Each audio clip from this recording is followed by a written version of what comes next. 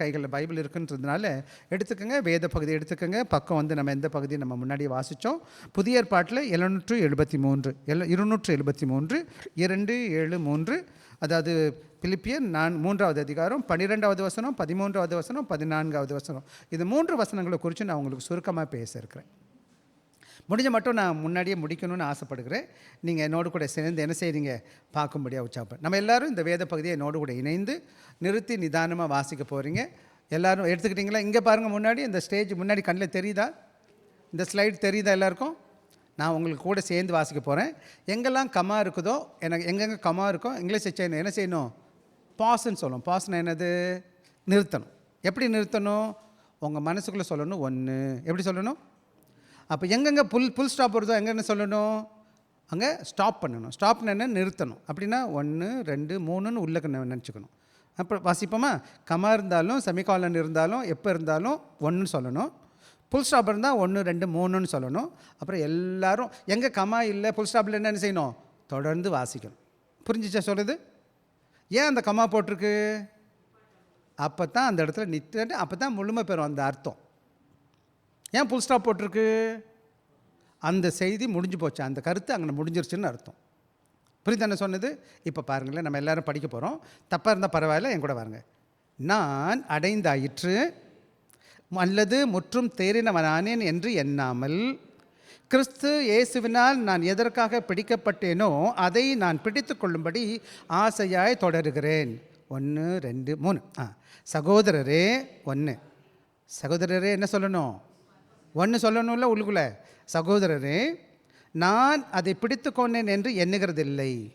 ஒன்று செய்கிறேன், பின்னானவைகளை மறந்து முன்னானவைகளை நாடி கிறிஸ்து இயேசுவுக்குள் தேவன் அழைத்த பரம அழைப்பின் பந்தய பொருளுக்காக இலக்கை நோக்கி தொடருகிறேன். டாக்டருக்குள்ளே வந்துச்சா? மனசில் இப்போ வந்துச்சா? நான் சொன்னது புரியுதா? எப்படி படிக்கக்கூடாது? ஓட்டப்பந்தயம் போகிற மாதிரி படிக்கக்கூடாது. எப்படி படிக்கணும்? நிறுத்தி எங்கே கமா இருக்கோ அங்கே கமா போடணும். எங்கே புல் ஸ்டாப் இருக்கோ அங்கே புல் ஸ்டாப். புல் ஸ்டாப்னா என்ன நிற்கிறோம்? முடிஞ்சு போச்சு. புரியுதா? நமக்கு எல்லாம் கற்றுக்கணும் நம்ம. அப்புறம் இன்னொரு முக்கியமான காரியம் இருக்குது, இன்னொரு நாளைக்கு கற்றுதார். ஸோ இந்த வேத பகுதி பிலிப்பியர் 3வது அதிகாரம் 12 13 14 வசனத்தில் சொல்லப்பட்டிருக்கு. நான் சுருக்கமாக உங்களோடு கூட பேச போகிறேன். இன்றைக்கு என்னுடைய தலைப்பு என்ன போட்டிருக்கேன்னா, winning Christ by pressing on to the finish அப்படின்னு போட்டிருக்கு. இறுதி வரை முன்னேறி செல்வதன் மூலம் கிறிஸ்துவை வென்றெடுத்தல். அப்படின்னா என்ன அர்த்தம்னு கேட்டிங்கன்னா, பல வேலைகளில் பிரச்சனை என்னன்னு கேட்டிங்கன்னா, நாம் நினச்சிட்ருக்கோம் கிறிஸ்தவ பிள்ளைகளாக இருக்குன்னா ஆண்டவருடைய பிள்ளையாக வந்ததுனால எப்படி இருக்குது? ஒரு ப்ளே கிரவுண்டில் விளையாடுற மாதிரி, விளையாட்டு ஸ்தலத்தில் விளையாடுறாங்க இல்லையா? ஒரே விளையாட்டு ஸ்தலத்தை சுற்றி ஓடிக்கிட்டு ஆடிக்கிட்டு ஃபுட்பால் கிரவுண்டில் விளையாண்டுக்கிட்டே இருப்பாங்க. பார்த்துருப்பீங்க, நீங்கள் எல்லாம் பார்த்துருப்பீங்க. அப்படி இல்லை. அது எப்படி இருக்குன்னு கேட்டிங்கன்னா, இட்ஸ் அ ரேஸ். எப்படின்னா என்னது? ஒரு ஓட்டப்பந்தயம். எப்படிமா ஓட்டப்பந்தயம்? மாரத்தானில் போகிற மாதிரி. மாரத்தான் எத்தனை கிலோமீட்டர் ஓடுவாங்க? 42 கிலோமீட்டர். 1.42.15 என்னது கிலோமீட்டர். ஆக 42 கிலோமீட்டர், ஆவரேஜாக 42 கிலோமீட்டர் ஓடுவாங்க. ஆக 100 மீட்டர் ஓடுறது எவ்வளோ நேரம்? கொஞ்சம் நேரத்தில் டக்குன்னு முடிஞ்சிற மாதிரி இருக்கும். சில 400 மீட்டர் ஓடுவாங்க, வேகமாக முடிஞ்ச மாதிரி இருக்கும். ஆனால் 42 மீட்டர் ஓடுறது, 42 கிலோமீட்டர் ஓடுறது எவ்வளோ இருக்கும்? ரொம்ப நேரம் எடுக்கும். அதே போலவே கடவுளோட வாழ்க்கை எப்படி இருக்குன்னு கேட்டிங்கன்னா, சில வேலை it's not how well we start but how faithfully we finish. ஆக இன்னொரு முக்கியமான காரியம் என்னென்னா, ஓட்டப்பந்தயத்தில் ஓடுறது ரொம்ப ஸ்லோபம். தொடங்கும் போது வேகமாக தொடங்கிடுவாங்க. சில பேர் பார்த்திங்கன்னா, அந்த மாதிரி பெரிய பெரிய ஓட்டப்பந்தயம் ஓடும்போது ஆயிரக்கணக்கான மக்கள் சேர்ந்து முதன்னு ஓடுவாங்க. பார்த்துருக்கீங்களா? மாரத்தான் சொல்லுவாங்க.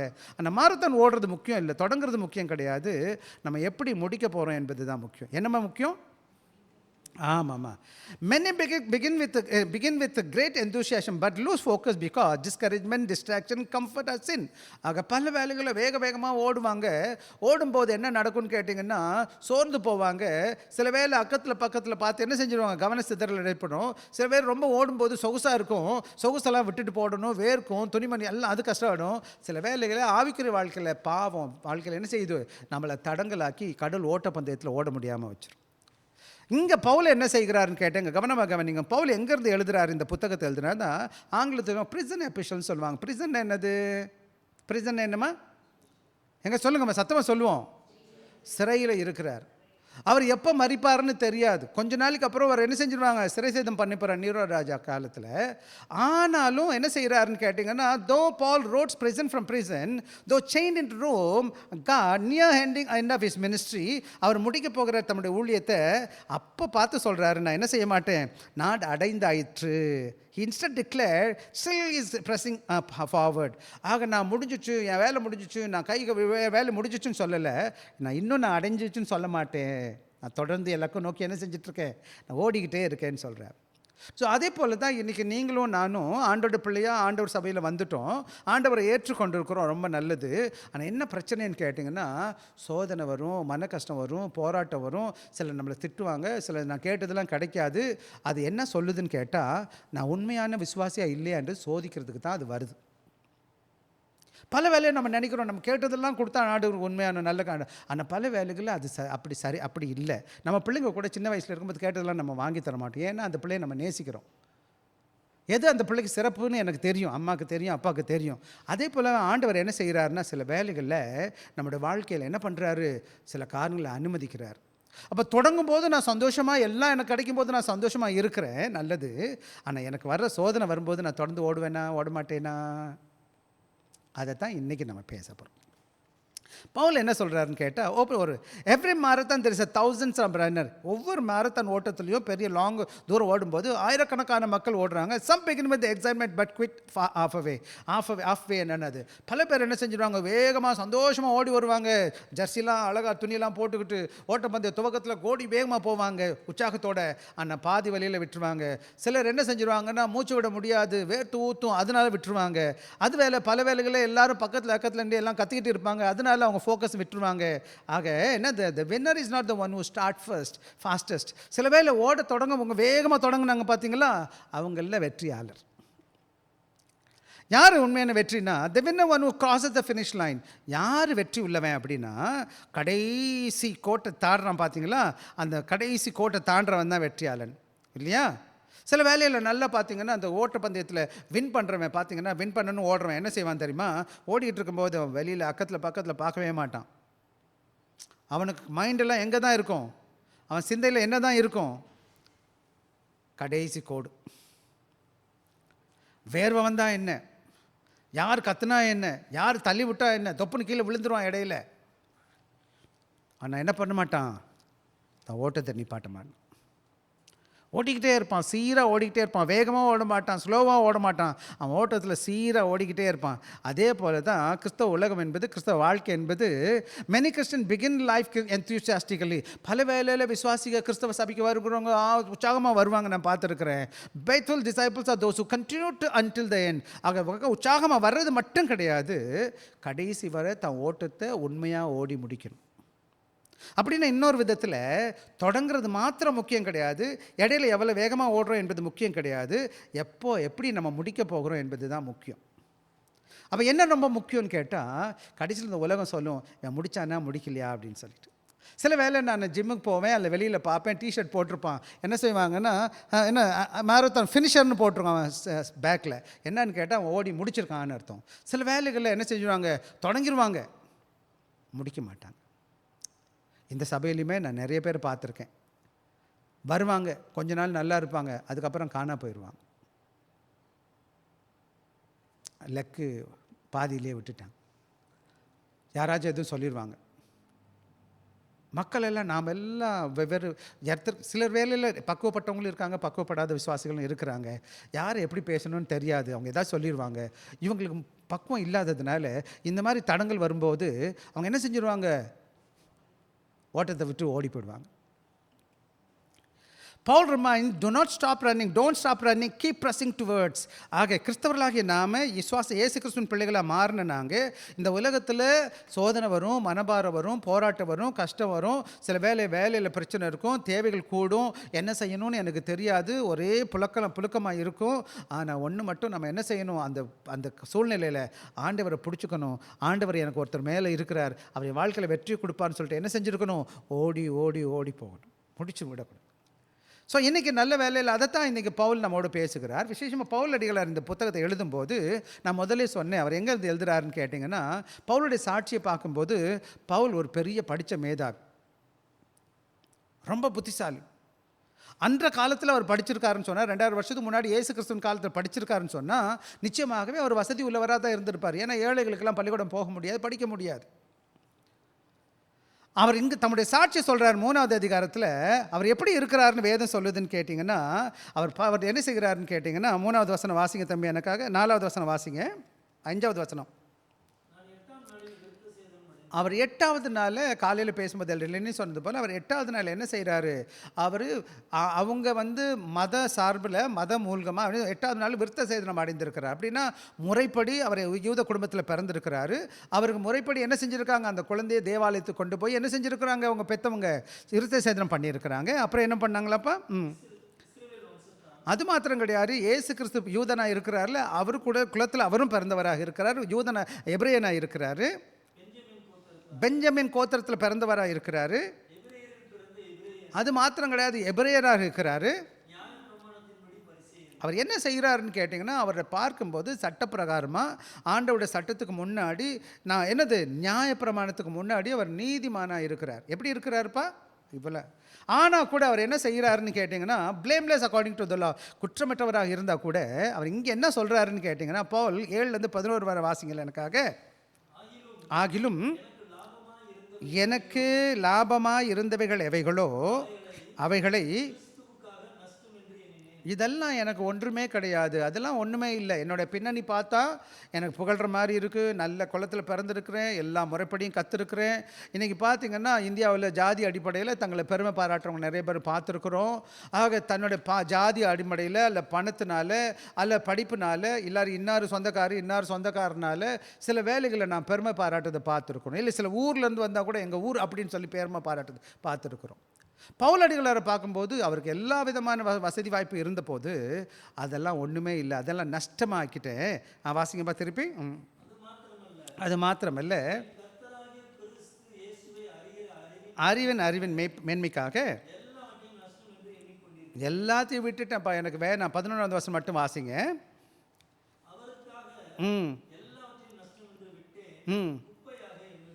ஆக இன்னைக்கு நான் படித்த பாடம், இருக்க சொத்து, நான் பிறந்த பிறப்பு, நான் வந்த பின்னணி எல்லாத்தையும் பார்க்கும்போது அது எனக்கு ஒன்றுமே கிடையாது. அது எப்படி இருக்குது? குப்பை மாதிரி இருக்குது. குப்பை மாதிரி இருக்குன்னா எப்படி தெரியுதா உங்களுக்கு? பல வேலைகளில் இதெல்லாம் ஆண்டவர் ராஜ்யத்தில் கொண்டு போகாது, என்னை பரலோகத்துக்கு கொண்டு போகாது. இன்றைக்கி நிறையா பேர் நினைக்கிறாங்க, நான் நல்ல குளத்தில் பிறந்ததுனால பரலோகத்துக்கு போக முடியுமா, இல்லை நிறையா காசு இருந்ததுனால பரலோகத்துக்கு போக முடியுமா, இல்லை நல்ல பேர் இருக்கிறதுனால பரலோகத்துக்கு போக முடியுமா? இதெல்லாம் பரலோகத்துக்கு என்னை கொண்டு போகாது. வேதத்தின் அடிப்படையில் பரலோகத்துக்கு கொண்டு போகிற ஒரே ஒரு வழி தான் இருக்குது. என்ன வழி? இயேசுவே வழியும் சத்தியமும், என்னைய இல்லாமல் வேறொரும் இல்லை. ஒருத்தர் தான், ஒரே ஒரு ஆண்டவர் தான், இயேசு கிறிஸ்து தான். என்னுடைய பாவத்தையும் உங்கள் சுமத்தையும் பாவத்தையும் சுமந்து என்னுடைய பாவத்திற்காக சிலுவையில் மரித்திருக்கார். பரலோகத்துக்கு போகிறவன் பாவத்தோடு போக முடியுமா? பாவம் இல்லாமல் போக முடியுமா? பாவி பரலோகத்துக்கு போக முடியுமா? அப்போ பாவத்தை சுத்திகரிக்கணும், என்ன செஞ்சுருக்கணும்? நான் இயேசுவை ஏற்றிருக்கணும். அதனால தான் இங்கே சொல்கிறாரு பவுல். என்ன சொல்கிறாருன்னு கேட்டிங்கன்னா, ஐயா இந்த பாவத்திலேருந்து என்னை மீட்கிறதுக்கு ஒரே ஒரு வழி தான் இருக்குது. என் பதவியோ, என் பட்டமோ, என் பின்னணியோ, என்கிட்ட இருக்க செல்வாக்கோ ஒன்றும் பண்ணாது.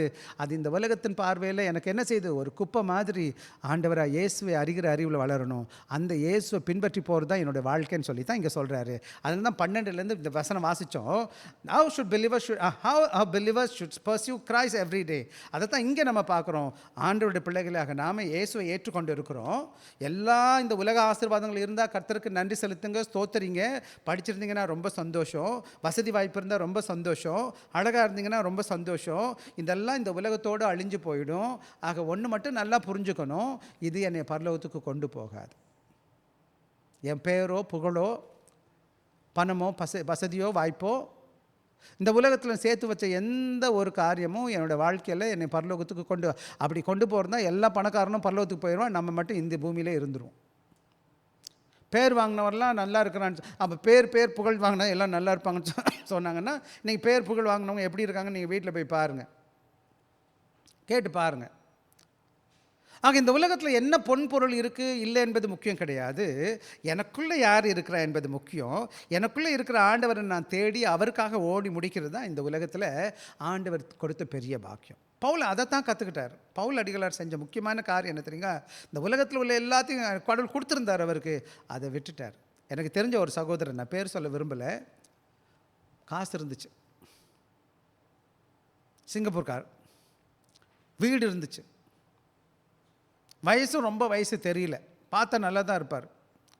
அடிக்கடி எல்லா ஊருக்கும் போவார். அந்த ஊருக்கு போனேன், இந்த ஊருக்கு போனேன், அங்கே போனேன், இங்கே போனேன், ரவுண்டு போயிட்டே வந்தார். ரைட் அடி நிறைய அடிச்சுக்கிட்டே இருப்பார். எனக்கு தெரியவே தெரியாது இந்த ஐயா இப்படி ஆகிடுவார்னு. திடீர்னு உனக்கு ஃபோன் வருது, பாஸ்டர் இவர் இறந்துட்டார். ஓ என்னையா, கொஞ்சம் போன 2 வாரத்தில் தான் நான் பேசினேன் அவர்கிட்ட, என்னாச்சு? இறந்துட்டாருன்னு எனக்கு ஷாக்குன்றதை விட இன்னொரு முக்கியமான காரணம், நம்பவே இல்லை. உடனே நான் சொன்னேன், அந்த அம்மா பேச்சை நம்பலை நான், ஏன்னா எனக்கு நம்ப முடியல. உடனே நான் டாக்ஸி எடுத்துகிட்டு என்ன செய்ய, நேராக வீட்டுக்கு போயிட்டேன். வீட்டுக்கு போனால் உண்மையிலே இறந்துட்டார். சிங்கப்பூரில் 5 ரூம் ஃப்ளாட் வச்சுருந்தார். கையில் காசு இருக்குது, எல்லா வசதியும் இருக்குது, காசு காப்பாற்றலை, வீடு காப்பாற்றலை, சொந்த எல்லா உலகம் மட்டும் சுற்றிட்டு வந்தார், எல்லாம் வாங்கி வாங்கி வீட்டில் ஒட்டி வச்சுருப்பார், எல்லாத்தையும் எதுவும் காப்பாற்றலை. இன்றைக்கி நீங்களும் நானும் இதெல்லாம் இந்த உலகத்தில் தேவைகளை, எனக்கு உணவு பணம் தேவை, பொருள் தேவை, படிப்பு தேவை, மதிப்பு தேவை, இதெல்லாம் கடவுள் கொடுத்துருக்கார். பட் இதெல்லாம் என்னை பாதுகாக்குமான்னு கேட்டிங்கன்னா பாதுகாக்காது. இது எனக்கு பூரணமாக இதெல்லாம் முடிவுன்னு நினச்சிங்கன்னா இங்கே தான் பவுல் தன்னுடைய காரியத்தை சொல்கிறாரு. 12வது வசனத்தை எனக்காக ஒருத்தர் வாசிங்க. நான் அடைந்தாயிற்று அல்லது முற்றும் தேறினவனானேன் என்று எண்ணாமல் கிறிஸ்து இயேசுவினால் நான் எதற்காக பிடிக்கப்பட்டேனோ அதை நான் பிடித்து கொள்ளும்படி. முதலாவது இங்கே பார்த்தீங்கன்னா பவுல் என்ன சொல்கிறாருன்னு கேட்டிங்கன்னா, நான் அடைந்தாயிற்று அல்லது முற்றிலும் தேறினவன் நானேன் என்று நான் சொல்ல மாட்டேன். அடைஞ்சாச்சுன்னா நான் கம்ப்ளீட் பண்ணிட்டேன். இதை பாருங்கள், மாரத்தான் ரிசல்ட் ஓடிட்டுருக்காங்கன்னா முடிச்சிட்டாங்கன்னா முடிஞ்சு போச்சு ட்ரேஸ். அப்புறம் இல்லை, இந்த 4 வருஷம் ஒலிம்பிக்ஸில் ஓடுறான்னு வச்சுக்கோங்களேன், ஓடி முடிச்சிட்டானா அவனோட கோல் முடிஞ்சிச்சு, அவனோட என்ன நோக்கத்தை ப்ரிப்பேர் பண்ணானோ முடிஞ்சிருச்சு. ஆனால் பவுல் என்ன சொல்கிறாருன்னு கேட்டிங்கன்னா, Paul admit that he has not arrived. இன்னும் அவர் தன்னுடைய என்ன செய்யலை, எதுக்கு வரலையாம், தன்னுடைய இடத்துக்கு வரல. ஆனால் இந்த நேரத்தில் நான் பவுலை பற்றி சொல்லும்போது சொல்கிறேன், அவர் பல வருடங்கள் ஊழியம் பார்த்துருக்கிறார். வேதத்தில் 13 நிருபங்களை எழுதியிருக்கிறார். நிறையா திருச்சபைகளை ஸ்தாபிச்சிருக்கிறார். ஆண்டவருக்காக நிறையா பிரயாசப்பட்டு இருக்கிறார். இப்போ இயேசு கிறிஸ்துக்காக தான் எங்கே இருக்கிறாரு, சிறைச்சாலையில் இருக்கிறாரு. ஆனால் கூட சொல்கிறாரு, என்ன சொல்கிறாரு, நான் அடைந்தாயிட்டுன்னு சொல்ல மாட்டேன். என்ன பண்ண மாட்டேன், நான் அடைக்க மாட்டேன். ஆக என்ன சொல்லுதுன்னு கேட்டால், ஆவிக்குரிய முதிர்ச்சி அல்லது பக்குவம் எங்கே வருதுன்னு கேட்டிங்கன்னா, எப்போ என்ன நான் தாழ்த்துக்கிறேனோ. நான் என்ன செய்யணும், எனக்கு எல்லாம் தெரியும்னா பெருமை வந்துருச்சுன்னு அர்த்தம். நான் உண்மையை சொல்கிறேன், கடவுளோட பெரிதான கிருபையினால் சில வேதகம் கல்லூரி படிக்க முடிஞ்சிச்சு. சில வருட காலம் இந்த சபையில் ஊழியம் பார்த்துருக்குறேன். ஆனால் உண்மை என்ன தெரியுங்களா, எவ்வளோக்கு எவ்வளோ அதிகமாக கற்றுக்க முயற்சி செய்கிறனோ அவ்வளோக்கு அவ்வளோ எனக்கு தெரியலன்னு நல்லா தெரியுது. என்ன தெரியுது, எனக்கு என்ன தான் முதல்ல நல்லா தெரியுது, எனக்கு ஒன்றும் தெரியலன்றது மட்டும் நல்லா தெரிய ஆரம்பிக்குது. அதுதான் முதல்ல என்னை புரிஞ்சுக்கிட்டேன். கற்றுக்கணும், இன்னும் கற்றுக்கணும், இன்னும் எழுதணும், இன்னும் படிக்கணும், இன்னும் ஊழியம் பண்ணணும், அந்த எண்ணம் தான் எனக்கு வருதே தவிர, அல்ல நான் முடிச்சுட்டேன், நான் 20 வருஷம் ஆச்சு சபையில், சரி உட்காந்துருவோம், தூங்கிங்க, மூலையில் போய் படுத்துக்குவோம் அப்படின்னு நினைக்கல. இன்னும் அதிகமாக ஓடணும், சாகிற வரை ஓடணும், ஆண்டவருக்காக ஓடணும். பவுல் இங்கே அதை தான் சொல்கிறாரு. யார் ஒருத்தர் தாங்க முடிஞ்சிச்சுன்னு நினைக்கிறாங்களோ அவங்க வளர்ச்சி நின்று போயிடும். வளர்ச்சி நிற்குமா, நிற்காதாம்மா? எனக்கு இன்னும் ஓடணும்னு நினைக்கிறேன், அப்போ தான் வளர்ந்துக்கிட்டே இருக்கிறேன் நான், இல்லையா? அதுதான் பவுல் இங்கே சொல்கிறார், நான் அடைந்தாயிட்டு நான் சொல்ல மாட்டேன். என்ன பண்ண மாட்டேன், நான் அடைந்தாயிட்டு. அவர் எங்கே பார்க்குறான்னு கேட்டிங்கன்னா, எதுக்குன்னு காத்துட்ருக்காருன்னு கேட்டிங்கன்னா, நான் எதற்காக பிடிக்கப்பட்டேனோ நான் அதை பிடித்து கொள்ளும்படி ஆசையாக என்ன செஞ்சுட்டு இருக்கிறேன், தொடர்ந்துக்கிறேன். என்ன செய்கிறாருன்னு கேட்டிங்கன்னா, அவர் எதுக்காக ஆண்டவர் தெரிஞ்சுக்கிட்டாரோ அது கிடைக்கிற வரை நான் என்ன செய்ய போகிறேன், அதுக்காக ஓட போகிறேன். நிச்சயமாக ஆண்டவர் அவருடைய பிள்ளையை அவர் ஆண்டவர் அறிஞ்சிருக்கிறாரு, அவர் பரிசுத்தமாக்கப்பட்டு இருக்கிறாரு. ஒரு நாள் ஆண்டவராக இயேசு கிறிஸ்து வருவார், அவர் மகிமையில் எடுத்துக்கொள்வார் என்பதை அவர் அறிஞ்சிருக்கிறதுனால எனக்கு எல்லாம் இருக்குது, எல்லாம் எனக்கு தெரியும்னு சொல்ல மாட்டார். எல்லாரும் எப்படி இருக்கணும்? நம்ம எல்லாரும் ஆண்டவருக்குள்ள என்ன பால் ரெஃப்யூசஸ் என்ன ஸ்பிரிச்சுவல் கம்ப்ளேசன்சின்னு சொல்லுவாங்க. நிறைய பேர் சபைக்கு வந்த உடனே கொஞ்ச நாள் ஊழியம் பார்த்தோன்னு எல்லாம் நான் முடிச்சிட்டேன், எல்லாம் எனக்கு முடிஞ்சு போச்சுன்னு சொல்லுவாங்க. இல்லை இனிமேல் ரெஸ்ட் எடுக்க போகிறேன்னு சொல்லுவாங்க. எனக்கு பொறுத்தளவுக்கு ரெஸ்ட் எடுக்கிறது எங்கே தான் ரெஸ்ட் எடுக்கணும்? அங்கே போய் ரெஸ்ட் எடுக்கணும். இங்கே இருக்கிற வரை ஆண்டவர் ஒரு நோக்கம் வச்சுருக்காருன்னு அர்த்தம். நீங்களாம் வேலையில் கம்பெனியில் வச்சுருக்கீங்க. கம்பெனியில் வச்சுருக்கிறவரை என்ன இருக்குதுன்னு அர்த்தம்? வேலை இல்லைன்னா ரெஸ்ட் கொடுத்துருவான், ரிட்டையர்ட் போடான்னு, வீட்டுக்கு போய் படுத்து தூங்கடான்னு. அப்போ பூமியில் வச்சுருக்காருன்னா என்ன அர்த்தம்? எனக்கு இன்னும் வேலை முடியலடான்னு அர்த்தம். அப்படி முடிஞ்சு போச்சுன்னா என்ன சொல்லுவார்? சரி வா மேலே. அப்போ பூமியில் இருக்கிற வரை நான் என்ன செய்யணும்? பவுல் சொல்கிறாரு, பர்ஃபெக்ஷன் அவேட்ஸ் இன் ஹெவன். ஆக நம்முடைய மகிமையும் நம்முடைய தேவன் மகிமைப்படுத்துதலும் நம்முடைய முடிவும் எங்கே இருக்குது? பரலோகத்தில் இருக்குது. ஆக பரலோகம் போகிற வரை என்ன செய்வேன்? நான் ஊழியம் பார்த்துட்டு அதான் press on and humble dependence. Press on with humble dependence. ஆண்டவரை சார்ந்து தாழ்மையாக சார்ந்து எனக்கு கொடுக்கப்பட்ட ஓட்டத்தை என்ன செஞ்சுக்கிட்டே இருப்பேன் நான். அதான் சொல்கிறாரு. அதை என்ன செய்வேன்? பிடித்துக்கொள்ள ஆசையாக என்ன செஞ்சிட்ருக்கேன்? தொடருகிறேன். தொடருகிறேன்னா என்னம்மா டென்ஸு? என்னம்மா காலம்? என்ன காலம்? தொடருகிறேன். என்னம்மா? Future tense. தொடருகிறேன், தொடர்ந்துக்கிட்டே இருக்கிறேன். ப்ரெசன்ட் டென்ஸு நடந்துக்கிட்டே இருக்குது. தொடர்வேன்னு சொல்லலை அவர், தொடர்ந்தேன்னு சொல்லலை, தொடருகிறேன்னு சொல்கிறாரு. ரட்சிக்கப்பட்டு 20 வருஷம் ஆச்சு. ஊழியம்லாம் அவர் நிறையா பார்த்துருக்கிறாரு. நிறையா சபையை கட்டியிருக்கிறாரு, நிறையா புத்தகம் எழுதியிருக்கிறாரு, நிறையா பாடுபட்டிருக்காரு, நிறையா பிரசங்கம் பண்ணியிருக்கிறாரு. இத்தனைக்கும் செஞ்சுக்கிட்டு இருக்கவர். இப்போ ஒன்று செய்கிறார், எப்போ சிறைச்சாலையில் இருக்கிறாரு. ஆனால் சொல்கிறாரு எல்லாம் முடிஞ்சு போச்சு, நான் ரெஸ்ட் எடுக்கிறேன், தலைகாணி கொடுங்க, 7-8 தலைகாணி வச்சு பக்கத்தில் வச்சு படுக்கிறேன்னு சொல்லலை. நான் இன்னும் ஓட்டம் பந்தயத்தில் ஓடிக்கிட்டே இருக்கிறேன். அது மாத்திரம் கிடையாது. ஆல்ரெடி ரெண்டாவது வசனம் பாருங்கள், அதே சொல்லுது. நான் அடைந்தாயிற்றுன்னு என்ன சொல்ல மாட்டேன். என்ன ஆச்சுன்னு கேட்டால், Christ already taken hold up Paul. ஆண்டவர் என்னது? ஆண்டவராக இயேசு கிறிஸ்து பவுல் பெற்றிருக்கிறாரு. ஆனால் கூட I follow after that apprehend. அது எதற்காக என்னை பிடிக்கப்பட்டேன்னு அதை தொடர்ந்து போக போகிறேன்னு சொல்கிறார். ஏன் ஆண்டவரை தொடர்ந்து போகிறாருன்னு கேட்டிங்கன்னா, ஏன் இயேசுவை தொடர்ந்து அவர் போக விரும்புகிறாருன்னு கேட்டிங்கன்னா, ஏசாமியை அவரை பிடிச்சிக்கிட்டார். ஒரு பாட்டு இருக்குது, இயேசுவால் நான் பிடிக்கப்பட்டவன், அவர் ரத்தத்தால் கழுவப்பட்டவன், எனக்கென்று ஒதுவும் இல்லை, இந்த பூமி எனக்கு சொந்தம் இல்லை, எல்லாம் என் இயேசு இயேசு இயேசு. ஆக இன்னைக்கு நீங்களும் நான் நல்லா புரிஞ்சுக்கணும். ஏசாமி பிள்ளையாக ஆனதுனால அவரை தேடி ஓடுறது என்னுடைய கடமை. அவர் எனக்காக ஜீவனை கொடுத்து அவரோட மகனாக மாற்றி அவருடைய ராஜ்யத்தின் மகனாக மாற்றி இருக்கிறாரு. இப்போ நான் என்ன பண்ணணும்? சில பிள்ளைங்க நிறைய பேர் இயேசுவை ஏற்றுக்கிடுவாங்க, அப்புறம் தலை வச்சு படுக்க மாட்டாங்க சர்ச்சுக்கு. எப்போயாச்சும் வந்தால் போகுது பரவாயில்ல, அப்போ கூட ஒப்புக்கு வருவாங்க. சில வேலைகளில் என்ன செய்வாங்க? அப்புறம் நீயாக்கும் நானாக்கும் சண்டை போட்டுக்கிட்டு உட்காந்துருப்பாங்க. ஏன்னா அது சரி, உப்பு சரியில்லை, காய் சரி, எதோ சொல்லிகிட்டு இருப்பாங்க. ஏசாமி உயிரை கொடுத்து நம்மளை பாதுகாத்துருக்குறேன். நான் ஆண்டவருக்கு என்ன கொடுக்க போகிறேன்? சில பிள்ளைங்க அப்பாட்ட அம்மாட்ட கேட்பாங்க, உங்களுக்கு என்ன செஞ்சுக்க? என்ன சொல்லுவாங்க? அப்பா அம்மாட்ட உன்னை பெற்று இத்தண்டி ஆக்குனதே நாங்கள் தாண்டா. பள்ளியை கொடுத்து அனுப்பி படிக்க வச்சு எல்லாம் செஞ்சுருக்குரு. இந்த பிள்ளை நம்மகிட்ட நீ என்ன பண்ண? அதே மாதிரி மெம்பர்ஸ் இங்கே உட்காந்துக்கிட்டு நீங்கள் என்ன பண்ணீங்க? பாஸ்டர் என்ன பண்ணீங்க? நீங்கள் என்ன பண்ணீங்கன்னு நம்மகிட்ட கேட்கணும். மற்றவங்களுக்கு முன்னாடி நம்ம கேட்போம், நம்ம என்ன பண்ணோம்? இந்த நாடு 61 வருஷம் இந்த நாட்டுக்கு. இன்றைக்கி தேசிய நாள் அங்கே கொண்டாடிக்கிட்டு இருக்காங்க. இந்த நாட்டில் வந்ததுனால நாம் எல்லோரும் நல்லா இருக்கிறோம். புரியுங்களா உங்களுக்கு? இறங்குனா ரோடு, பனியை சொச்சை தட்டினா லைட்டு வருது, தண்ணியை திறந்தால் தண்ணி வருது, வசதியான இடம் இருக்குது, தூங்குறதுக்கு சாப்பிட்றதுக்கு. கடை தெருவுக்குள்ளே போனால் சாப்பாடு கடை விற்கிது, மருந்து வேணும்னா மருந்து கிடைக்குது. ஊரில் வெளியில் சில ஊருக்கு போய் பாருங்கள், என்ன தான் டன்னு கணக்கில் காசு வச்சாலும் ஒரு அளவும் கிடைக்காது. நான் ஒரு கிராமத்தில் நான் ஒரு இடத்துல வேலை பார்த்துருக்கேன். கையில் காசு இருந்தால் கூட ஒன்றுமே கிடைக்காது. எல்லாம் காடு தான் இருக்குது. காசு என்ன பண்ணுறது? அங்கே மக்களுக்கு காசே மதிக்க மாட்டாங்க. இன்றைக்கி நீங்கள் நினச்சிட்ருக்கேன் கையில் காசு இருக்குது, பதவி இருக்குது, எல்லா வசதி வாய்ப்பு இருக்குது, அதனால் எல்லாம் நடக்குமான்னு கேட்டால் அப்படி கிடையாது.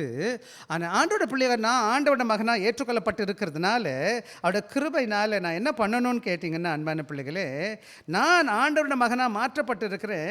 பிகாஸ் வி ஹவ் சேவ், நாம் ரட்சிக்கப்பட்டு இருப்பதுனால நான் ஆண்டவரை தொடர்ந்து ஓடி தேடிக்கிட்டே இருக்கணும். பவுல் அதை தான் இங்கே எனக்கு கற்றுக் கொடுக்குறார். ஆக நான் கேட்க வேண்டிய கேள்வி என்னன்னு கேட்டிங்கன்னா, என்ன செய்யணும்னு கேட்டிங்க 2வது அதிகாரத்தில் நம்ம சொல்கிறாரு. கேட்க வேண்டிய கேள்வி என்னென்னா, am I still growing spiritually? ஆண்டவரோட மகனா மகளா நான் தொடர்ந்து வளர்ந்துக்கிட்டு இருக்கிறேனா? இல்லை நான் வளர்ந்துட்டேன்னு நினைக்கிறீங்களா? நீங்கள் போதுன்ற மனசு வந்துருச்சா ஆவிக்குரிய வாழ்க்கையில், அப்படி வந்தால் நீங்கள் வளர மாட்டீங்க. ஆண்டவரை இன்னும் அறியணும் ஆசைப்படுறீங்களா? ஆண்டவர் சமூகத்தில் போகணும். திருச்சபையில் நீங்கள் வர்றது பாஸ்டர் கூப்பிடுவான்னு வந்துடாதீங்க. வாங்க, நான் கூப்பிட்றேன்னு வாங்க, மதிங்க. ஆனால் ஆண்டவரை நேசிக்கிறதுனால வாங்க. ஆண்டவர் உங்களை என்னை விட அதிகமாக நேசிக்கிறார். உங்களுக்கு உயிரை கொடுத்தது அவரா? உங்களுக்கு ஊழியத்துக்கு உங்களை கடவுள் பிள்ளையாக தெரிஞ்சுக்கிட்டதாரு ஏசாமியா நானா? நான் அவரோட வேலைக்காரன். அவரை பற்றி சொல்கிறது என் வேலை, உங்களை உற்சாகப்படுத்துறது என் வேலை. ஆனால் ஆண்டவர் உங்களை ரொம்ப நேசிக்கிறார். அவரை நேசிக்கிறது தான் அவர் ஜீவனை கொடுத்து மரிச்சிருக்கிறார். அவர் அறிகிற அறிவு கொஞ்சம் தான், எனக்கு நிறையா தெரியாது. அவருக்காக நான் ஓடணும், அவர் அறிகிற அறிவு வளரணும். எப்போல்லாம் நான் வேதத்தை பார்த்து படிக்கிறேனோ எனக்கு ஒன்றுமே தெரியல. ஆண்டவர் இன்னும் நான் கற்றுக்கணும், இன்னும் நான் படிக்கணும், இன்னும் எழுதணும், இன்னும் செய்யணும் அப்படின்னு நினைக்கிறேன். இன்னும் கூட சொல்லப்போனால் என் ஊழியத்துக்குள்ளே இன்னும் நல்லா பண்ண முடியலையேன்னு வருத்தப்பட்டுட்டு உட்காந்துருக்கிறேன். 21 வருஷம் தாண்டின பிறகு கூட நல்லா செஞ்ச ஊழியம் என்னால் செய்ய முடியலையே ஆண்டவரே, இன்னும் நல்லா செய்யணும் ஆண்டவரே நினச்சிட்டு உட்காந்துருக்கேன். அவன் நம்ம எல்லோரும் சேர்ந்து எப்படி இருக்கணும்னு கேட்டான், வளரணும், ஆண்டவருக்குள்ளே கற்றுக்கொள்ளணும், ஆண்டவர் நிறையா ஊழியம் செய்கிறதுக்கு நினைக்கணும். அதனால தான் பவுல் சொல்கிறார் 12வது வசனத்தில், நான் அடைந்தாயிற்று அல்லது நான் முற்றிலும் தேறினவனானேன் என்று எண்ணாமல் கிறிஸ்து இயேசுவினால் நான் எதற்காக பிடிக்கப்பட்டேனோ. ஏசாமி பிடிச்சிக்கிட்டாரு. ஏசுநாமி யார் பிடிச்சது? இயேசு கிறிஸ்துவை. கிறிஸ்து யாரை பிடிச்சிக்கிட்டாரு?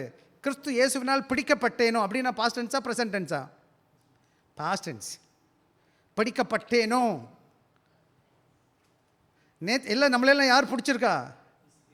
அதான் பாட்டு. இயேசுவால் பிடிக்கப்பட்டவன், அவர் இரத்தத்தால் கழுவப்பட்டவன், எனக்கென்று எதுவும் இல்லை, இந்த பூமியில் சொந்தம் இல்லை அப்படின்னு ஒரு பாட்டு இல்லை? அப்போ இயேசுவால் பிடிக்கப்பட்டிருக்கும். அவர் என்னை பிடிச்சிருக்கிறார், உங்களை பிடிச்சி கொண்டு வந்திருக்கிறார், அவருடைய அன்பினால் உந்தப்பட்டு இருக்கிறேன். அதுதான் இங்கே நம்ம பார்க்கணும். ரெண்டாவது இங்கே பார்த்தீங்கன்னா 13வது வசனம் வாசிங்கப்பா. சகோதரரே, அதை பிடித்து கொண்டேன் என்று நான் எண்ணுகிறதில்லை, ஒன்று செய்கிறேன், பின்னானவைகளை மறந்து முன்னானவைகளை நாடி. இங்கே பார்த்தீங்கன்னா 2 காரியம் சொல்லப்பட்டிருக்கு, 3 காரியம் சொல்லியிருக்குது. ஒவ்வொன்றா. முதல்ல பின்னானவைகளை மறந்து.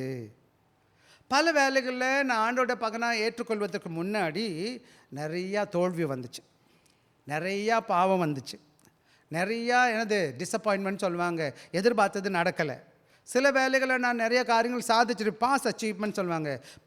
பல வெற்றிகள் பெற்றிருப்பேன், பல ஃபெயிலியர்ஸ் இருக்கும், தோற்று போன சூழ்நிலை காணப்படும். இதெல்லாம் என்ன செய்யக்கூடாதுன்னு கேட்டிங்கன்னா, என்னோடய பழைய காரியங்களெல்லாம் இருக்குது பார்த்தீங்களா, முன்னானவைகள்னால் என்னது? இதுக்கு முன்னாடி நான் எப்படி வாழ்ந்துருக்கிறேன், என்ன பண்ணியிருக்கிறேன், ஏது செஞ்சுருக்கிறேன், எவ்வளோ நல்லவனாக இருந்தேன், எவ்வளோ கெட்டவனாக இருந்தேன்னு சொல்லி என்ன செய்யக்கூடாது? அது என்ன சிறைச்சாலை. சில வேலையில் பெருமை வந்துடும், இல்லைன்னா குற்ற உணர்வு வந்துடும். என்ன வந்துடும்? பெருமை என்னென்ன வரும்னா, நான் நல்ல பெரிய ஆள்னு வச்சுக்கோங்களேன், நான் அப்படி இருந்தேன் இப்படி இருந்தேன்னு பேர் மாற்றிக்கிட்டு இருப்பாங்க, பார்த்துருக்கீங்களா? நாங்கள் அப்படி ஆக்கும், நாங்கள் இப்படி ஆக்கும்னு சொல்லிகிட்டே இருப்பாங்க, பார்த்துருக்கீங்களா? தோற்று போனேன், ஐயோ நான் பாவியப்பா, எனக்கு இந்த வேலைக்கே. அவர் சொல்கிறார், ஃபர்கெட்டிங் வாட் லைஸ் பிஹைண்ட். முன்னாடி முடிஞ்சதெல்லாம் நான் விட்டுட்டு, அது மாத்திரம் கிடையாது. பால் ப்ரீச் பர்சிக்யூட்டட் கிறிஸ்டியன். பவுல் இந்த இடத்துல என்ன சொல்கிறாருன்னு கேட்டிங்கன்னா, அவர் பல கிறிஸ்தவ விசுவாசிகளை என்ன செஞ்சுருக்காரு, என்ன பண்ணியிருக்கிறாரு? கொடுமைப்படுத்தி துன்பப்படுத்தி கொண்டு இருக்கிறார். ஸ்தேவானை கொண்டதுக்கு ஒரு முக்கியமான ஆள் யார்? அது பவுல். அங்கே நிற்கிறாரு துணியை பிடிச்சிக்கிட்டு. ஆனால் அவர் அவ்வளோ பெரிய பாவம் செஞ்சிருந்த போது கூட, அதனால அவர் என்ன செய்யறாரு, அந்த அவர் என்ன செய்யலை, பிடிச்சி வைக்கல, சிறையில் பிடிச்சி வைக்கல. ஏன்னா ஆண்டோட கிருபை அதை காட்டிலும் பெருசு. இப்போ ஆண்டோட கிருபையினால் நீங்கள் எப்படிப்பட்ட பின்னணியான வாழ்க்கை வாழ்ந்திருந்தாலும், எவ்வளோ மோசமான பிள்ளைகளாக இருந்தாலும், ஆண்டோட மகனாக மாற்றின பிறகு, ஆண்டோட மகளாக மாறின பிறகு, அவரோட கிருபை என்னை மன்னிச்சிருச்சு, அவருக்குள்ள பிள்ளையாக இருக்கிறேன். எனவே பழைய காரியத்தை தூக்கி மலையில் வச்சுக்கிட்டு ஒரு துக்கப்படக்கூடாது. ஒரு முறை நான் ஜூவங்க ஹோம்னு ஒரு வயசான ஹோம் இருக்குது, அந்த ஹோமுக்கு நான் போவேன். அங்கே ஒரு சகோதரி படுத்திருந்தாங்க, அவங்க 70-80 வயசு இருக்கும். அவங்க யார்கிட்டையும் பேச மாட்டுறாங்க. அப்போ நான் போனேன் கிட்டத்தில். வாட் ஹேப்பன் அம்மா? அவங்க மலையாளம் ஸ்பீக் பண்ணுறவங்க, மலையாளி அந்த அம்மா செஞ்ச பாவமெல்லாம் அந்த அம்மாவுக்கு தெரியுது. சின்ன வயசில் ஆட்டமாக ஆடிட்டாங்க. அவங்களுக்கு 2 பிள்ளைங்க, ஒரு பொண்ணு ஒரு பையன். யாரும் வரமாட்டாங்க அந்த அம்மாவை பார்க்குறதுக்கு. சின்ன வயசில் ஆட்டமாக ஆடி அவங்க குற்ற உணர்வு அவங்கள அமுக்கிக்கிட்டு உட்காந்துருக்குது. அதனால அவங்க சாப்பிட மாட்டுறாங்க, எதுக்கிட்டே பேச மாட்டுறாங்க. அப்புறம் நான் பேசினேன், no I don't want to talk, யார்கிட்டையும் நான் பேச விரும்பலை. அப்புறம் நான் கேட்டேன், இதெல்லாம் அந்த மாதிரி தான் சொன்னாங்க. பல வேலைகளில் என்னுடைய பழைய வாழ்க்கை என்ன செஞ்சிட்ருக்கோன்னு கேட்டிங்கன்னா என்னை அழுத்திக்கிட்டு இருக்கும், என்னை முன்னாடி போக விடாது. பல வேலை இந்த முன்னாடி போக விடாமல் இருக்கிறது காரணம்னா என்னை குற்ற உணர்வுகளும் சில வேலையில் என்னோடய வாழ்க்கையில் என்ன செய்யும், முன்னாடி போக விடாமல் என்னை அழுத்தி என் மனசில் துக்கத்தை ஏற்படுத்திக்கிட்டே இருக்கும். சில வேலை எனக்கே நானே சொல்லுவேன், நான் நல்லவன் கிடையாது, நான் மோசமானவன் எனக்கு தெரியும். ஆனால் ஆண்டோட கிருபை உங்களை நேசிக்கிறதுனால அவர் உங்கள் பாவத்தெல்லாம் மன்னிச்சிட்டார். அவர் மன்னிச்சிட்டாரா மன்னிக்கலையா? அதனால தான் சொல்கிறேன், நான் பின்னானவைகளை. அது மாத்திரம் கிடையாது, ரெண்டாவது வசனம் அந்த பகுதியில் இரண்டாவது பகுதி சொல்லுது. என்னது வாசிங்கம்மா? நான் சகோதரரே நான் பிடித்து கொண்டே 14வது வசனம் வாசிங்க. 14 வாசிப்போம்.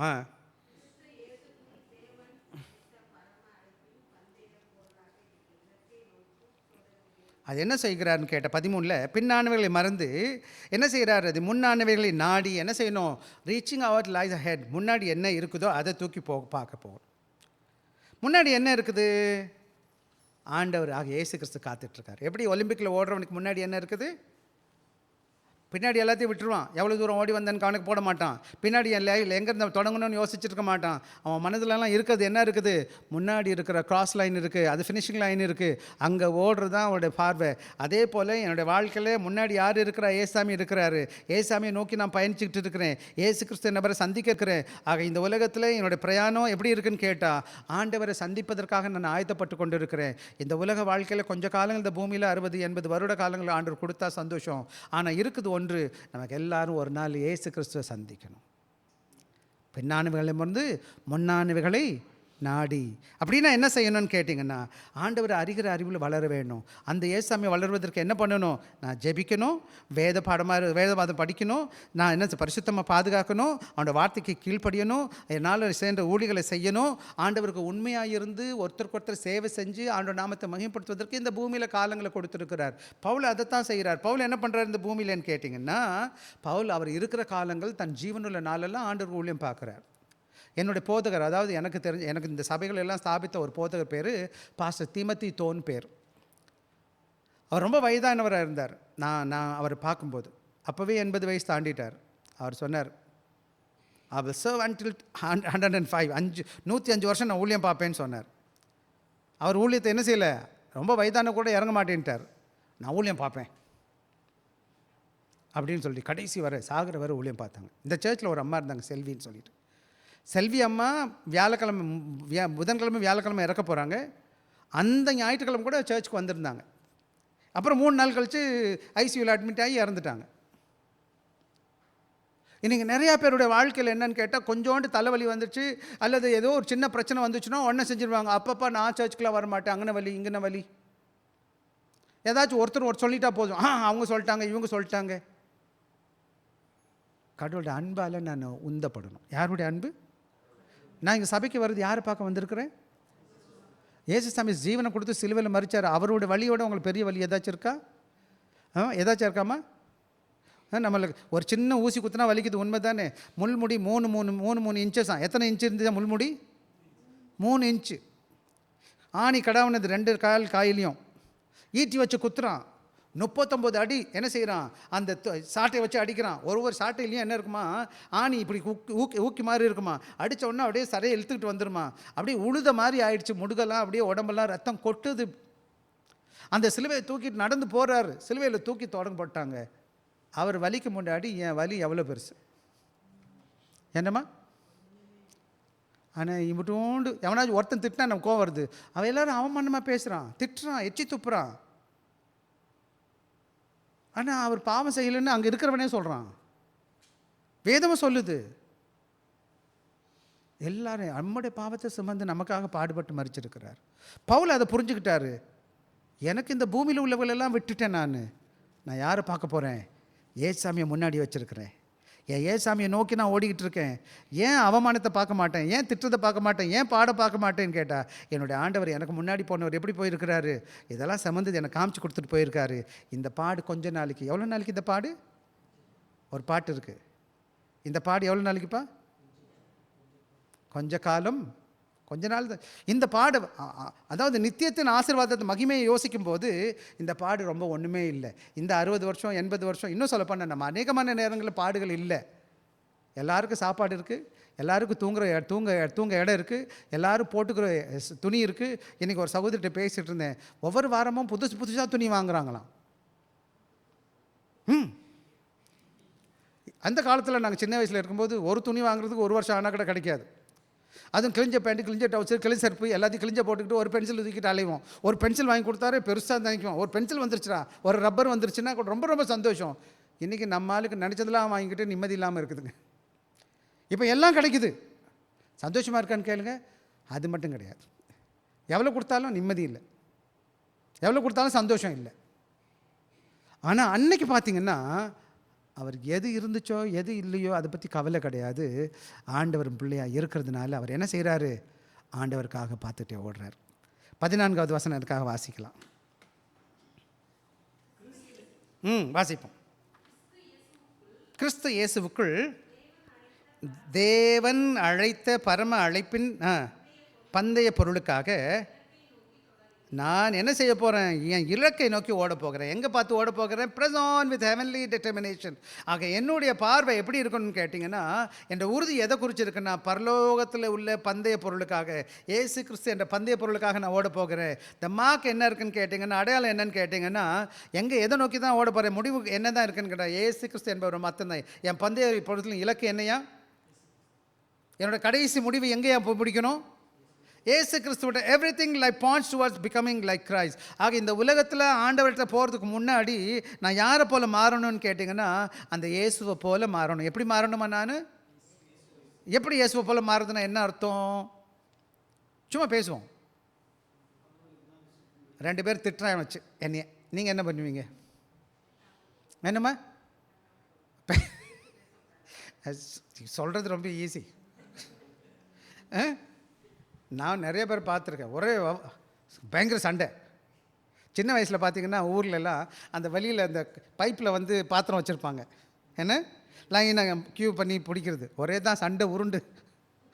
கிறிஸ்தவ பிள்ளையும் சேர்ந்து ஒரு முறை 2 பேருக்கு சண்டை வந்துருச்சான். ஒரு கடவுளை அறிஞ்ச பொம்பளைக்கும் கடவுளை அறியாத பொம்பளைக்கும் சண்டை வந்துச்சு. கடவுளை அறியாத பொம்பளை இஷ்டத்துக்கு திட்டுறாலாம். என்னன்னு திட்டுறா? நாசமாக போவேன், மோசமாக போவேன்னு திட்டாலாம்.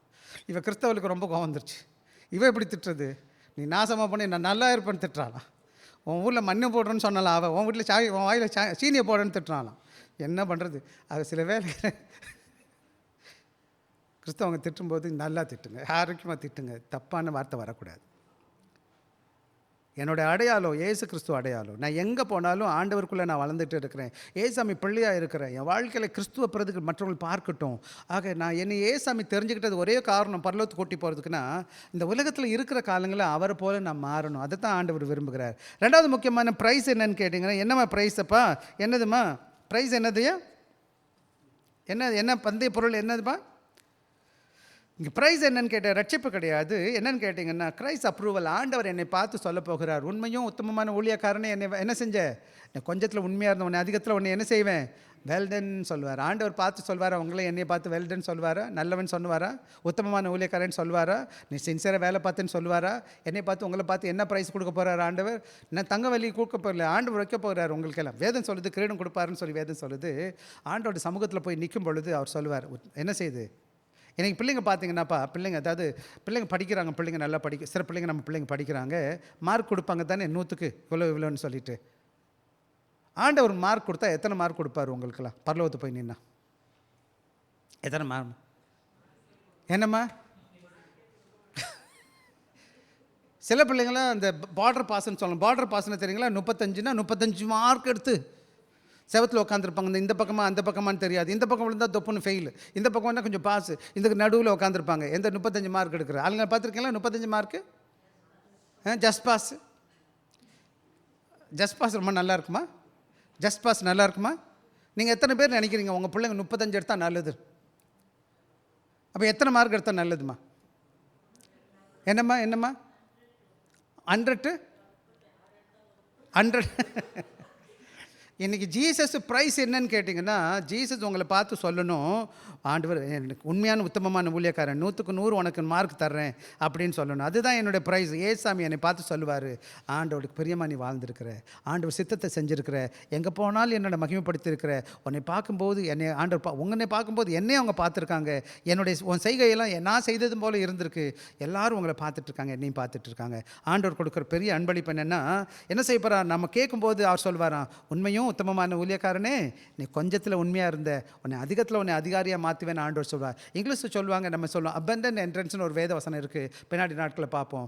ஆண்டவருக்குள்ளே போகும்போது எனக்கும் சந்தோஷமாக இருக்கும், நான் ஆண்டவருக்காக உண்மையாக ஊழியம் பார்த்தேன், சந்தோஷமாக போவேன். சிலர் போய் அழுதுட்டு இருப்பான், என்னடா. சில பேர் பாஸ் ஆன பிறகு பார்த்தீங்கன்னா, இந்த ஜஸ்ட் பாஸ் பண்ணல, ஜஸ்ட் பார்டர் பாஸ்லாம் அவனுக்கு ரொம்ப வருத்தமாக இருக்கும். என்ன வருத்தமாக இருக்கும், இன்னும் கொஞ்சம் கஷ்டப்பட்டுருக்கலாமே அப்படின்னு ஒரு எண்ணம் வரும் தெரியுமா உங்களுக்கு. மார்க் பார்க்கும்போதெல்லாம் வருத்தமாகவே இருக்கும், என்னடா பார்டரில் கம்மியாக பாஸ் ஆகிட்டேன்னு. இன்றைக்கி நிறைய பேரோட லைஃப் எப்படி இருக்குமா, ஜஸ்ட் பார்டர் பாஸ் மாதிரி உட்காந்துருக்குறாங்க. சர்ச்சுக்கு வந்து மினிமம் செய்வாங்க, மேக்ஸிமம் வாங்க மாட்டாங்க, கொஞ்சம் செஞ்சால் போதும்னு நினைக்கிறாங்க. ஆண்டவருக்காக உங்கள் வாழ்க்கையை 100க்கு 100 கொடுக்கணும். எத்தனை பக்கம் கொடுக்கணும்? எனக்கு தெரியும் உங்களுக்கு கஷ்டம்தான்னு சொல்லிட்டு. ஆண்டவர் நேரம் கொடுக்கணும், ஜெபிக்கணும், வேத வாசிக்கணும், உண்மையாக ஊழியம் பண்ணணும், கொடுத்து பார்க்கணும், இந்த மாதிரி நிறைய காரியங்கள் இருக்குது. ஆனால் ஆண்டவர் உங்களை கூட இருக்கிறாரு, எப்போதும் மறந்துடக்கூடாது. அது மாத்திரம் கிடையாது, என்ன செஞ்சால் அழைக்கப்பட்ட அப்வர்ட் கால்னு சொல்லுவாங்க. என்ன செஞ்சுருக்கான், பரம அழைப்பு. அந்த பழைப்பு எப்படிப்பட்ட அழைப்புமா? என்ன அழைப்பு தம்பி? இல்லை பரம அழைப்பு. என்ன அழைப்பு? எங்கே நம்ம அழைக்கப்பட்டிருக்கோம்னா பரலோக அழைப்புக்கு. இந்த அழைப்பு எங்கே இருக்குதுன்னு கேட்டால் மேலோக்கிய அழைப்பு. 3வது அதிகாரம் 20, அதே 3வது 20வது வசனத்துக்காக வாசிங்க. நம்முடைய குடியிருப்போ பரலோகத்தில் இருக்கிறது, அங்கே இருந்து கர்த்தராகி இருக்கிற இயேசு கிறிஸ்து என்னும் இரட்சகர். ஆக இந்த உலகத்தில் நம்ம வாழ்கிற காலங்கள் நல்லது, இந்த உலகத்தில் கடவுள் கொடுத்துருக்கிறார். ஆக நம்முடைய பரம அழைப்பு எங்கே இருக்குது? நம்முடைய அழைப்பு பரலோக அழைப்பாக இருக்குது. இந்த பரலோக அழைப்பு எங்கே இருக்குது? நம்முடைய குடியிருப்பு எங்கே இருக்குது? இந்த பூமியில் நம்ம கொஞ்சம் காலங்கள் வாழ்கிறோம், இந்த நாட்டுக்கு பிரஜையாக இருக்கிறோம், இந்த சிங்கப்பூருக்கோ இந்தியாவுக்கோ பிரஜைகளாக இருக்கிறோம். ஆனால் உண்மையான பிரஜை நம்ம எல்லோரும் எந்த நாட்டுக்கு? பரலோகத்தில் குடியிருப்பு. நம்ம சிட்டிசன்ஷிப்லாம் எங்கே இருக்குமா? இங்கே இருக்கிற டெம்பரரி சிட்டிசன்ஷிப். இந்த பூமியை விட்டு எல்லாரும் ஒரு நாளைக்கு போகணும். ஒரு நாள் போன பிறகு நம்ம எல்லாம் ஒரு இடத்துல பர்மனெண்ட்டாக இருப்போம். 1000 வருஷம் உள்ள ஆண்டு கூட இயேசு கிறிஸ்துவை வாழ்வோம். அங்கே இருக்கும்போது அந்த இடத்துக்கு போவதற்கு என்ன தேவைன்னு கேட்டால் எண்டூரன்ஸ்னு சொல்லுவாங்க. என்ன வேணுமா? எண்டூரன்ஸ்னால் என்னம்மா அர்த்தம்? என்னம்மா? எண்டூரன்ஸ், பொறுமையாக ஓடணும், டிசிப்ளின், ஒழுக்கம் வேணும், ஃபெய்த்ஃபுல்னஸ் வேணும், உண்மையாக இருக்கணும், பெர்சிவியரன்ஸ் இருக்கணும், பொறுத்துக்கணும், டிபெண்ட்ஸ் ஆன் கிரைஸ்ட். எல்லாம் இயேசுவை சார்ந்து இயேசுக்குள்ளே என்ன செஞ்சு நான் காணப்படணும். எல்லாத்துக்குள்ள every believer is running. Question கேட்க வேண்டிய கேள்வி, are we pressing forward or drifting backward? ஆக எல்லாரும் நம்ம ஓடிக்கிட்டு இருக்கிறோம் இந்த உலகத்தில், ஆண்டோட பிள்ளையாக வாழ்ந்துட்டு இருக்கிறோம். ஆனால் முன்னாடி போயிட்டுருக்குமா பின்னாடி போயிட்டுருக்குமா என்று கேள்வி கேட்கணும்.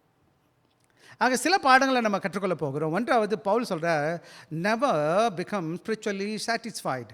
ஆக யாரும் ஆவிக்குரிய வாழ்க்கையில் போதும் என்று இருக்கக்கூடாது. ஆண்டவருக்கு இன்னும் செய்கிற வரை, நாம் ஜீவன் இருக்கிற வரை ஆண்டவருக்கு செய்ய வேண்டிய கடமைகளை நம்ம செய்யணும். அப்படின்னா என்ன அர்த்தம்? நான் வளருகிற கடவுளோட பிள்ளையாக இருக்கிறேன். ரெண்டாவது காரியம் என்னன்னு கேட்டிங்கன்னா, never allow your past to define your future. ஆக உங்கள் பழைய வாழ்க்கையில் எப்படி வாழ்ந்தீங்களோ பரவாயில்ல, முடிஞ்சு போச்சு, ஆண்டவர் மன்னிச்சிட்டாரு, இனிமேல் நான் ஆண்டவருக்காக வாழ போகிறேன், ஆண்டவர் சித்தத்தை செய்ய போகிறேன்னு ஒப்பு கொடுங்க. ஏன்னா பல வேலையில் உங்களை ஆண்டவர் மன்னிச்சிருக்கிறாரு, ஆண்டவர் மறுபடியும் உங்களை புதுப்பிக்க விரும்புகிறார். And God uses broken people. யார் உடைக்கப்பட்ட பிள்ளைங்களோ அவங்கள தான் தேவன் பயன்படுத்துகிறார். பழைய காலம் முடிஞ்சிச்சுன்னா எல்லாரும் நான் மன்னிக்கணும், என் பிள்ளைகளை கடவுள். ஆனால் ஆண்டவர் உங்களை எல்லாம் மன்னிச்சிட்டாரு. மூணாவது என்னன்னு கேட்டிங்கன்னா, keep your eyes on Jesus. என்னுடைய பார்வை எங்கே மேலே இருக்கணும்? ஏசு கிறிஸ்து மேலே மாத்திரம் இருக்கணும். அது மாத்திரம் கிடையாது, சில வேலைகளை நம்ம மக்களை பார்க்க ஆரம்பிக்கணும். சபையில் வந்து நம்ம சோர்ந்து போகிறதுக்கு முக்கியமான காரணம் என்னன்னு கேட்டிங்கன்னா, மற்ற மக்களை பார்க்க ஆரம்பிக்கிறோம், அல்லது நம்மளுடைய சூழ்நிலையை பார்க்க ஆரம்பிக்கிறோம். சில வேலைகளை நாங்கள் என்ன பார்க்குறோன்னு கேட்டிங்கன்னா, நம்மளையும் பார்க்கக்கூடாது, நம்ம பலகீனமாக இருக்கிறோம். நம்முடைய முடிவு எங்கே இருக்குது? நம்முடைய கடைசி கோடு எங்கே இருக்குது? இயேசுவை மட்டும் பார்க்குறது, இயேசு கிறிஸ்துவிட்ட மட்டும். நாலாவது, live with eternity in view. ஆக இந்த உலகத்தில் பாடுகள் இருக்குது, எல்லா வசதி இருந்தாலும் இல்லாட்டியும் கவலைப்படாதீங்க. நான் ஆண்டோட மகனாக இருக்கிறதுனால நிச்சயமாக நான் ஆண்டோட பிள்ளையாக இருப்பேன். எனவே நான் யாதை பார்த்து தான் மேலே போகணும்? இந்த உலக வாழ்க்கையில் ஆண்டவருக்குள்ளே நான் போக போகிறேன், ஆண்டவர் என்னை வழி நடத்துவார். இந்த உலகத்தில் முடித்தாலும் ஆண்டவர் சமூகத்தில் நான் போவேன்ற விசுவாசத்தோடு வாழ பாருங்கள். அது மாத்திரம் கிடையாது, என்ன செய்யணும்னு கேட்டேன், நமக்கு என்ன பாடணும்னு கேட்டிங்கன்னா, வாலிப பிள்ளைகளாக இருக்கிற நாம் என்ன செய்யக்கூடாது? நீங்களும் நானும் எல்லாருமே என்ன செய்யக்கூடாது? பணம் வேணும், வேலை வேணும், பொருள் வேணும், வச்சுக்கோங்க, சேர்த்துக்கோங்க. ஆனால் அதில் பிடி உள்ளவங்களாக இருக்காதீங்க. கடவுள் கொடுத்தார், கடவுளுக்கு ஸ்தோத்திரம். பெரியவங்களாக இருக்கிறவங்களுக்கு என்ன செய்யணும்னு கேட்டிங்கன்னா, அவங்க என்ன செய்யுங்க, எல்லாத்தையும் ஆண்டவர் உங்கள் வேலை இருக்கா, ஆண்டவருக்கு ஸ்தோத்திரம், ஆண்டவர் கொடுத்துருக்கிறார். குடும்பத்தை கொடுத்தாரு, ஆண்டவர் கொடுத்துருக்கார். சுகத்தை கொடுத்தா ஆண்டவர் கொடுத்துருக்கிறார், ஆண்டவருக்கு நன்றி செலுத்துங்க.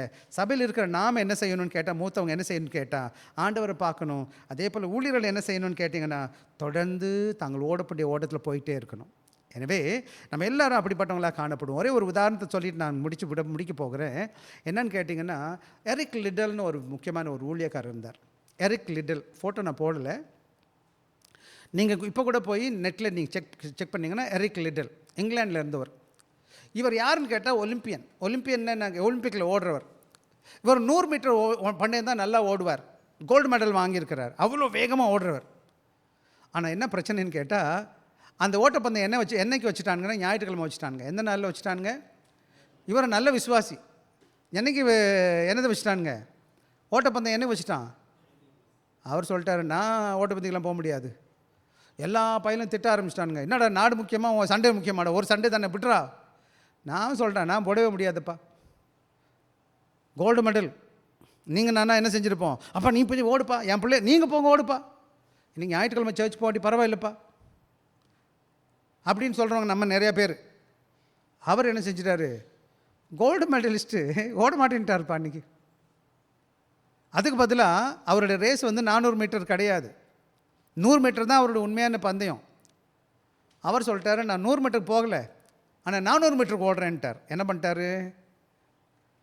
உடனே இவங்க என்ன பண்ணினாங்க, அதுவும் வசனம் பாருங்களேன் சொல்லுது. 400 மீட்டர் ரோஸில் 1924 அவர் என்ன செய்யலைன்னு கேட்டிங்கன்னா, அதான் போட்டிருக்க பாருங்களேன். Eric Liddell Scottish Olympic champion become famous for winning 400 metre race at 1924 Olympics after refusing to complete on Sunday in another event. 100 metre ஓட்ட முடியாதுன்னு சொல்லிட்டு 400 ஓடி என்ன செய்கிறாரு, ஓட்ட பந்தயத்தை கண்ணை மூடிக்கிட்டு ஓடி அதில் ப்ரைஸ் வாங்கிடுறாரு. எதில் வாங்குறாரு? 400 மீட்டரில் அவருடைய கேமே இல்லை. அவருக்கு 100 மீட்டர் ஓட்டுறவர், ஆனால் ஓடி போய் வாங்குறார். அப்போ இன்னொரு முக்கியமான காரணம் என்ன, அவ்வளோ ஒலிம்பிக் மெடல் உடையவராக இருந்த போது கூட அவர் எங்கே போயிட்டார் ஊழியத்துக்குன்னு கேட்டால் சைனாவுக்கு போயிட்டார். ரொம்ப ஃபேமஸான ஆள். அவர் காலத்தில் அவ்வளோ ஃபாஸ்ட்டாக ஓடக்கூடிய ஆள் கிடையாது. அப்புறம் என்ன செய்கிறாரு, சைனாவுக்கு போகிறாரு, சைனாவில் மிஷினரியாக போகிறாரு, அங்கே சாகர வரை ஊழியம் பார்க்குறாரு. ஜப்பானியர்கள் மத்தியில் ஊழியம் பார்த்துட்டு 1945 என்ன செய்கிறாருன்னு கேட்டிங்கன்னா, அங்கே நிறையா பேருக்கு ஊழியம் பார்த்துட்டு ஜப்பானியர்கள் வேர்ல்டு வார் 2 அவர் என்ன செய்கிறாரு, 1945 இறந்து போகிறார். எப்படி இறக்குறாருன்னு கேட்டால், ஒலிம்பிக் மெடலிஸ்ட்டாக ஓடலை, அவர் ஊழியக்காரனாக மறிக்கிறார். ஆக இன்றைக்கி நிறையா பேருக்கு எரிக் லிட்டில் எப்படி தெரியும்னு கேட்டால், ஒலிம்பியனாக தெரியாது, ஊழியக்காரனாக தெரியும். இயேசுவுக்காக சுடர் விட்ட யார் அது, ஒரு நல்ல சாட்சி. இன்றைக்கி நீங்களும் நானும் ஆண்டோட பிள்ளைகளாக இருக்கும். இந்த எரிக் லிட்டில் போல் நம்ம பெரிய பெரிய சாதனை செய்கிறவங்க கிடையாது, நம்மளாம் சாதாரண ஜனங்க. ஆனால் என்ன புரிஞ்சுக்கிட்டார் Eric Little, he understood the life's greatest prize was not medal but Christ himself. அவன் வாழ்க்கையில் அவன் நினச்ச அவன் இருக்க பெரிய சொத்து எதுன்னு நினச்சான்னு கேட்டால், அவன் தங்க மெடல் கிடையாது, ஏசு கிறிஸ்து அப்படின்னு. இன்னும் சொல்ல போனால் அங்கே போய் ரொம்ப கஷ்டப்படுறாரு. அவர் எல்லாருக்கும் அவர் ஃபேமஸாக இருக்கிறதுனால எல்லாருக்கும் தெரியுது. ஆனால் அங்கே ரொம்ப தாழ்மையாக எளிமையாக வாழ்ந்துட்டு சைனாவில் அவர் சாகுறார். அதுதான் இன்றைக்கி நமக்கும் உங்களுக்கும். Paul challenges the same for every believer. நமக்கும் அதை தான் சொல்கிறாரு, டு நாட் ஸ்டாப், நிற்காதீங்க. டு நாட் செட்டில், இருக்கிறது போதும் நிற்காதீங்க. டோன்ட் லுக் பேக், பின்னாடி திரும்பி பார்க்காதீங்க. Keep your eyes on Jesus, ஏசு கிறிஸ்து நோக்கி பாருங்கள். ப்ரெஸ் டுவர்ட் த கோல், நமக்கு கொடுக்கப்பட்ட பந்தயத்தை நோக்கி ஓடுங்க. Finish the race fine faithfully, கொடுக்கப்பட்ட ஓட்டப்பந்தயத்தை உண்மையாக முடிக்க பாருங்கள். அன்டில் யுவர் மாஸ்டர்ஸ் வேர்ட், ஆண்டவராக இயேசு கிறிஸ்து சொல்லுகிறது எப்படி சொல்வார், உண்மையும் உத்தமமான ஊழியக்காரனே, நீ கொஞ்சத்தில் உண்மையாக இருந்த அதிகத்தை உண்மையாக, well done good and faithful servants. இன்றைக்கி ஆண்டவர் உங்களை பார்த்து என்ன சொல்ல போகிறான்னு யோசிச்சு பாருங்கள். என்னை பார்த்து என்ன சொல்ல போகிறார்? நீங்கள்லாம் ஆண்டோட பிள்ளைங்க, எனக்கு ரொம்ப நல்லா தெரியும். நீங்களாம் ஆண்டவர் நேசிக்கிறதுனால தான் இங்கே வந்திருக்கீங்க. ஆனால் ஆண்டவருக்காக ஓடுறீங்களா? ஓட முயற்சி செய்யுங்க. சவால்கள் வரும், கஷ்டங்கள் வரும், மனபாரம் வரும், போராட்டம் வரும். ஆண்டவரை விடாதீங்க, ஆண்டவர் உங்களை ஆஸ்வதிப்பார். இதுவரை நடத்தின ஆண்டவர் இன்னும் அற்புதமாக உயர்த்திடுவார். நீங்கள் இருக்கிற இடத்துல கடவுள் உங்களை படிப்படியாக உயர்த்தி நடத்துவார். ஒன்றே உங்கள் வாழ்க்கையை கடவுள் ஒப்பு கொடுங்க. தொடர்ந்து மேலே பார்த்து ஓட ஆரம்பிங்க. உலகத்தை பார்க்காதீங்க, பின்னாடி பார்க்காதீங்க. வாங்க கண்ணு மூடி ஜெபிப்போம்.